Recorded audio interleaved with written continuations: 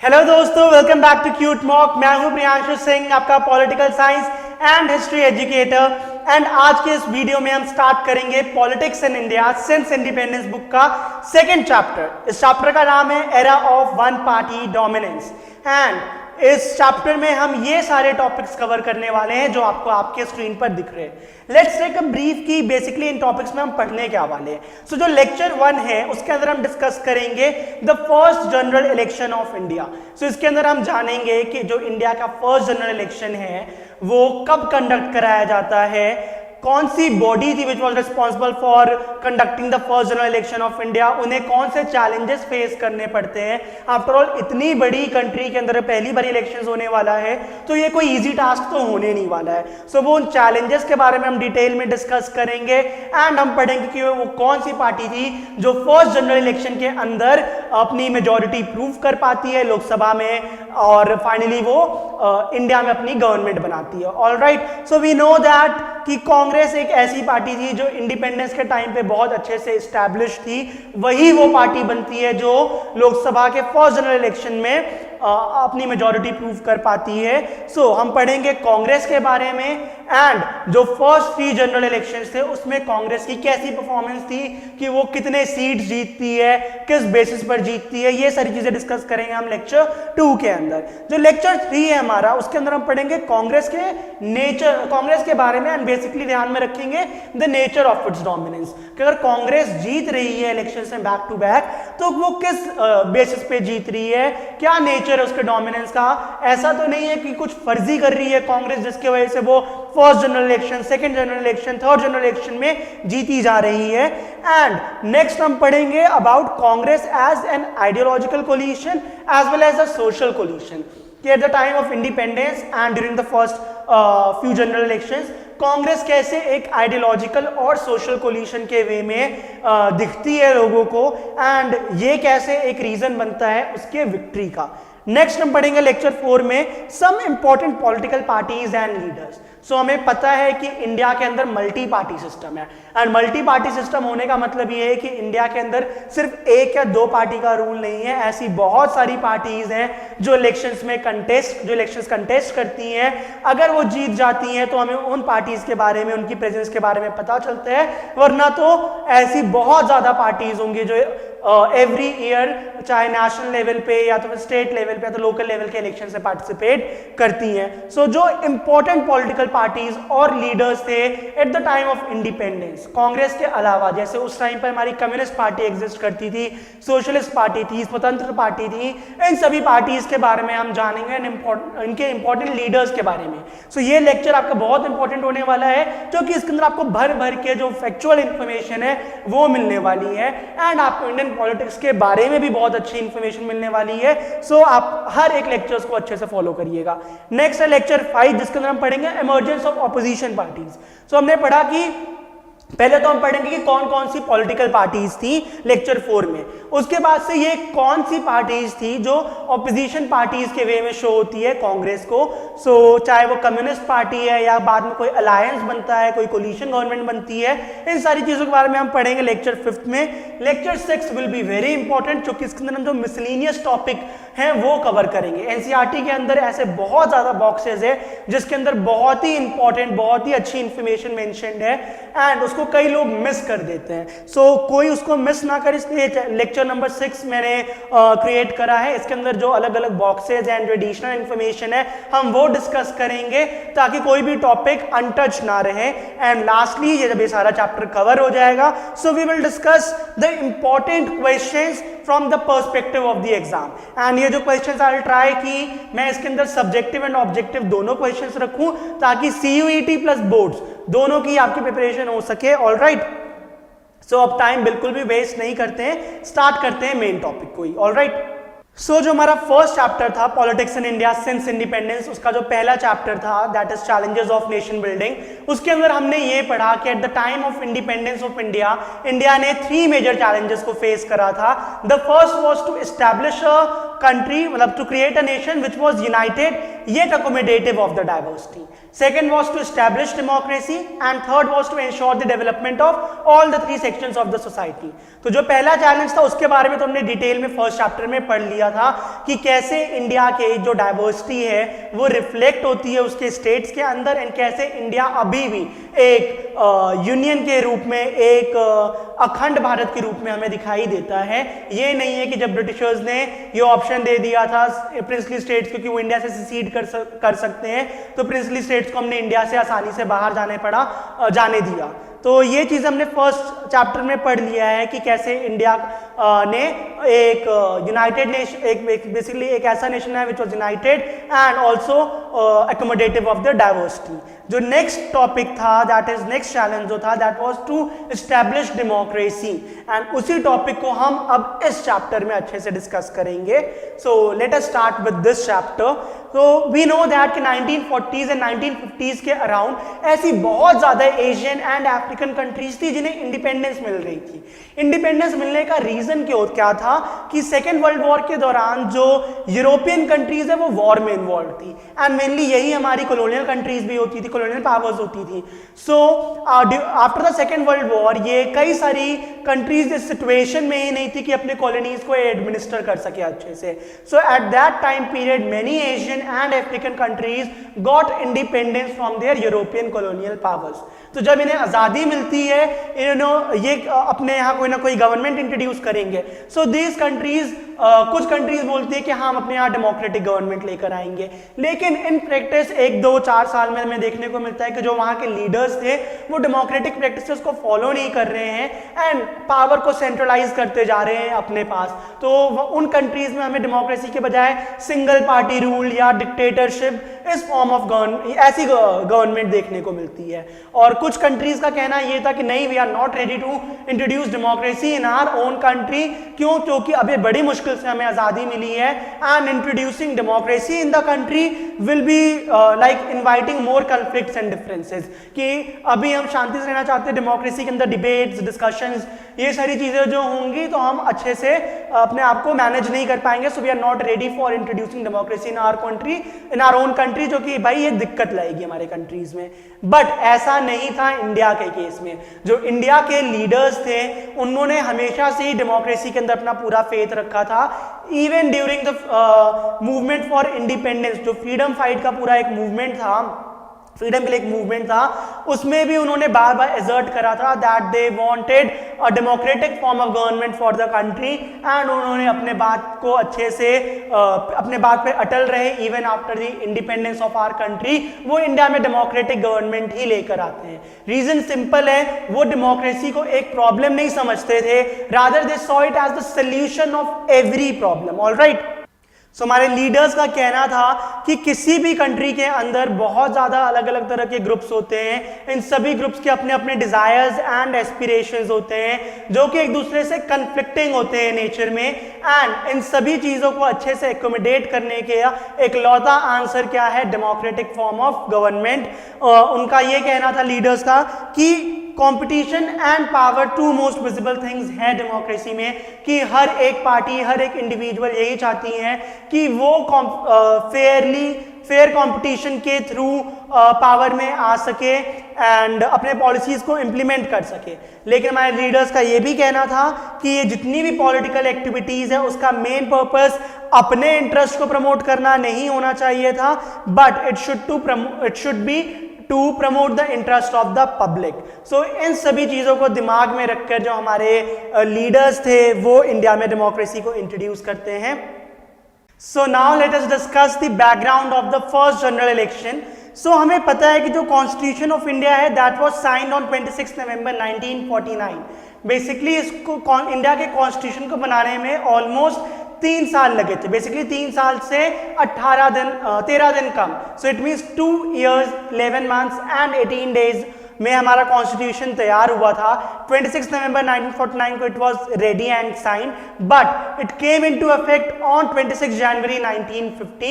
Reason simple है कि हमने 26 जनवरी 1930 को पूर्ण स्वराज का जो कंप्लीट इंडिपेंडेंस यानी इंडिपेंडेंस डे सेलिब्रेट करने को डिसाइड करा था, बट ये इंफॉर्मेशन पूरे कंट्री में फैल नहीं पाती एंड ये उस टाइम पे नहीं पॉसिबल था।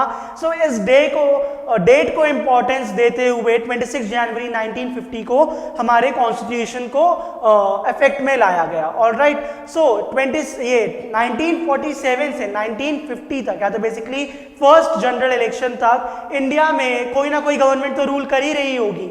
ये जो गवर्नमेंट थी उसका नाम था इंटरिम गवर्नमेंट, एंड इस गवर्नमेंट को हेड कौन कर रहा था? It was Pandit Jawaharlal Nehru who was the head of the interim government, जो 1947 से फर्स्ट जनरल इलेक्शन तक इंडिया को रूल करती है। फिर फाइनली 1950 में the election commission of India was set up in January. Alright, so months and dates दोनों equally important है, याद रखना है अच्छे से कि 1950 जनवरी में इलेक्शन कमीशन ऑफ इंडिया बनाई जाती है। ये जो बॉडी थी it was responsible for conducting free and fair elections in our country, and Sukumar Sen became the first chief election commissioner of India। ठीक है, सो ये इस ऑर्गेनाइजेशन के बेसिकली जो इलेक्शन कमीशन है उसके हेड बनते हैं, चीफ इलेक्शन कमिश्नर बनते हैं पहले इंडिया के।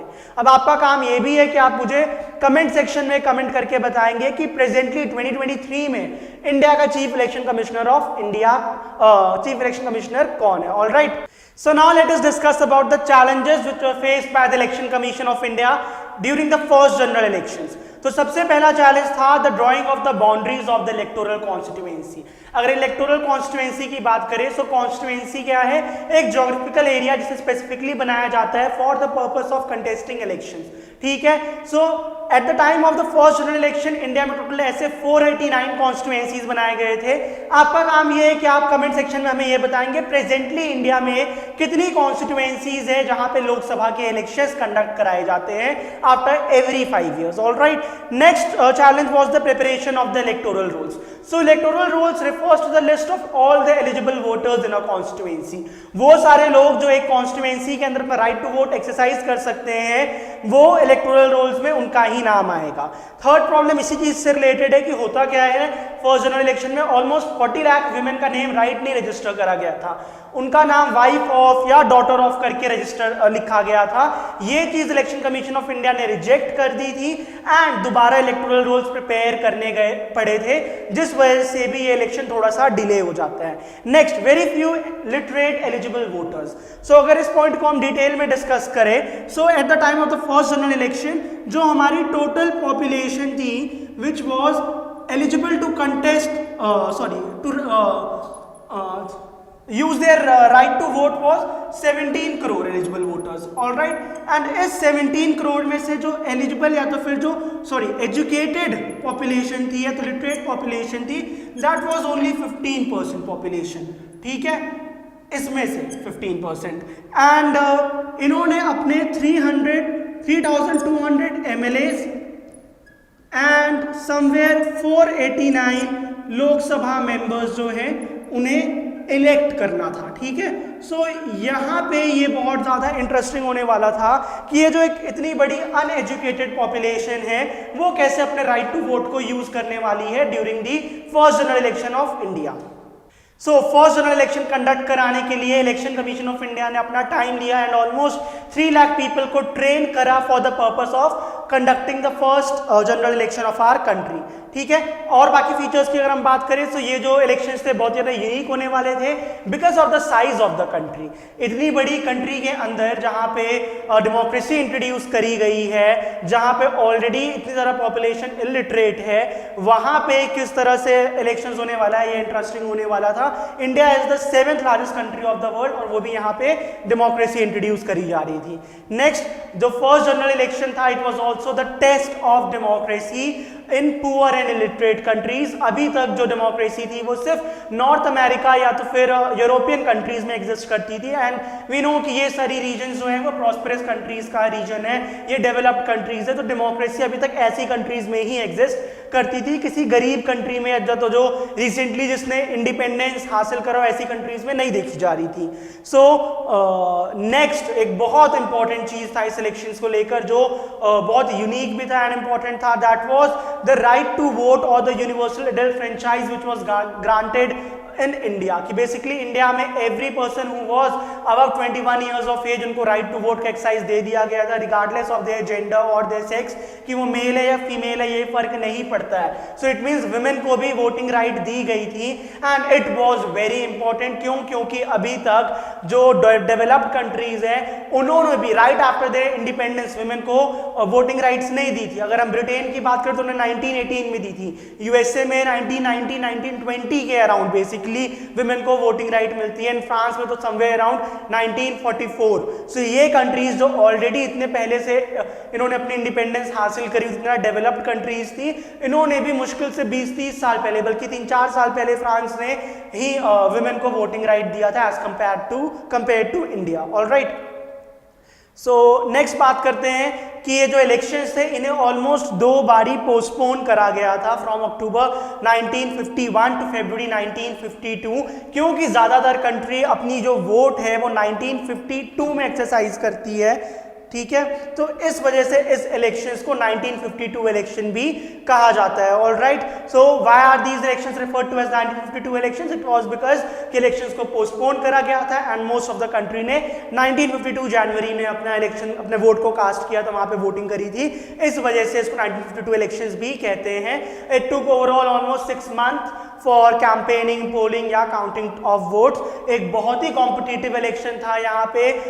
जिस दिन वोटिंग डे था उस दिन more than 50% of the eligible voters turned out to vote, उन्होंने अपने राइट टू वोट को यूज करा। ऐसा नहीं है कि सारे घर में बैठे थे, तो जो नॉर्मल लोगों की पार्टिसिपेशन थी वो भी बहुत ज्यादा अच्छी थी, एनकरेजिंग थी कि that people were excited to take part in the first general elections. ये नहीं है कि अपना कोई और वोट डालेगा, हमें क्या लेना देना सरकार से, ये वाला एटीट्यूड नहीं देखा गया था।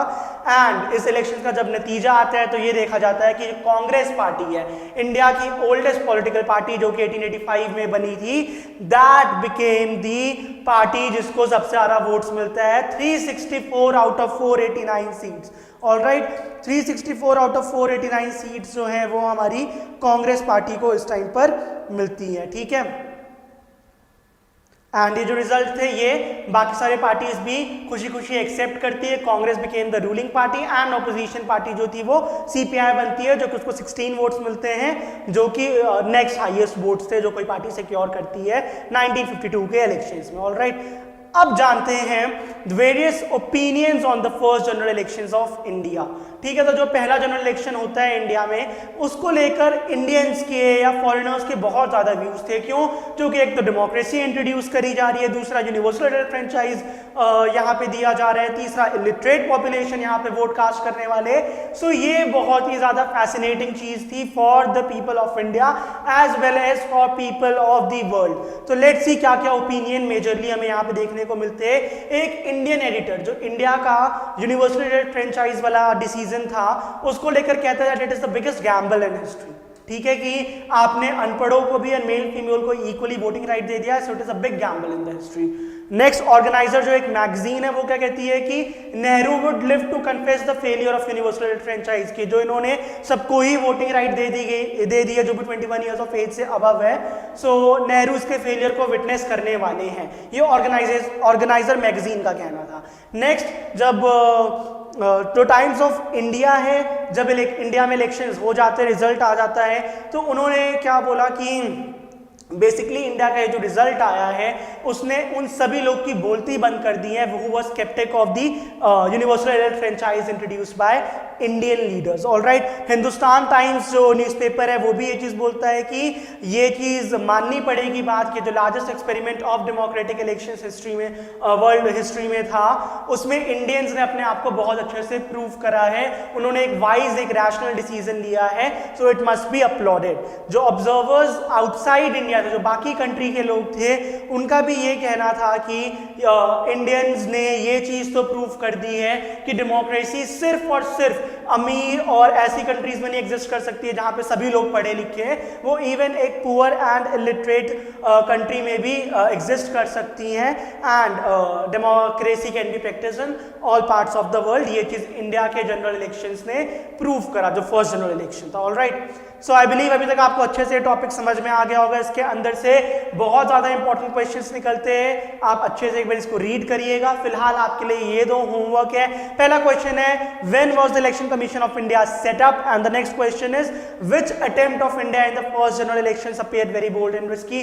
आपको एक बार अच्छे से चैप्टर को रिवाइज करना है, इन दोनों क्वेश्चंस के आंसर ढूंढ के रखने हैं। नेक्स्ट वीडियो में हम इसके आंसर्स को डिस्कस करेंगे एंड आगे पढ़ेंगे जो हमारा नेक्स्ट टॉपिक है इस चैप्टर में, which is basically related to the Congress party. Alright, so I hope आप अपनी तैयारी अच्छे से कर रहे होंगे। And for any further information और for the preparation of your CUET exams, से connected with CUET mock channel. जिन्होंने अभी तक चैनल को सब्सक्राइब नहीं करा है उसको सब्सक्राइब कर दीजिए, साथ साथ नोटिफिकेशंस को भी ऑन कर लीजिए ताकि आपकी प्रिपरेशन साइड बाय साइड चलती रहे जैसे जैसे हम अपनी वीडियोस डालते रहे। Bye bye.